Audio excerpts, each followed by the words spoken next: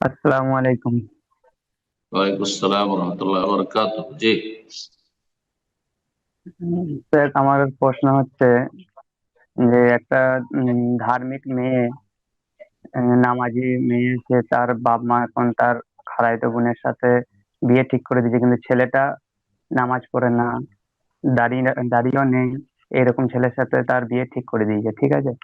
কিন্তু সেই হুম, মেয়েটা রাজি না, কিন্তু বাড়িতে বলতে পারছে না, তার চাপ, পরিবারের চাপে। কিন্তু মেয়েটা হুম, একদম রাজি নেই, ঠিক হুম, আছে। এবার বলেছে, কিন্তু মানে ওর মারা বলছে যে বিয়ে দিলে সব ঠিক হয়ে যাবে, এরকম। হুম।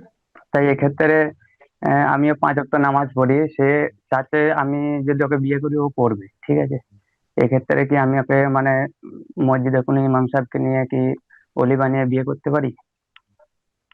অলি বানানো যায় না। অলি আল্লাহ বানিয়ে দিয়েছেন। বাবা থাকতে বাবা অলি, বাবা না থাকে তাহলে দাদা অলি, ভাই অলি। কথা বোঝা গেছে? বা দাদা ভাই কেউ না থাকলে চাচা অলি। বোঝা গেছে? অলি বানাবার কোন এখতিয়ার কাউকে নেই। জি। কি হারাম কথা। আর সে বেনামাজিকে বিয়ে করবে না সেই জন্য আপনি বিয়ে করে নিয়ে তাকে উদা হয়ে যাবেন, এটা জায়েজ না, হারাম। কথা বোঝা গেছে? এগুলি শয়তানের রাস্তা। হারাম কাজ থেকে বেঁচে থাকতে হবে।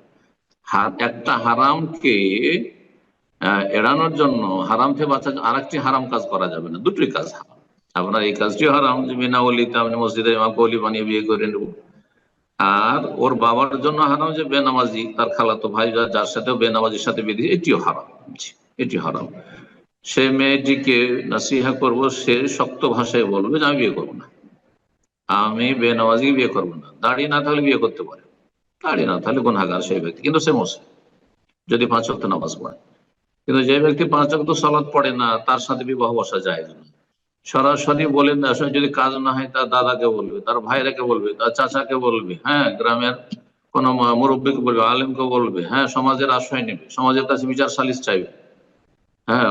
আর বলবে যে না আমি বিয়ে বসবো না। সে বলে আমি বিয়েতে রাজি না, জবরদস্তি বিয়ে আমি থাকবো না। কথা বোঝা গেছে? যাবো না আমি। জি।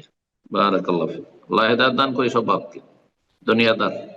সব ঠিক হয়ে যাবে, বেনামাজি ঠিক হয়ে যাবে তো গরিব ঠিক হবে না? গরিব নামাজিকে দেন।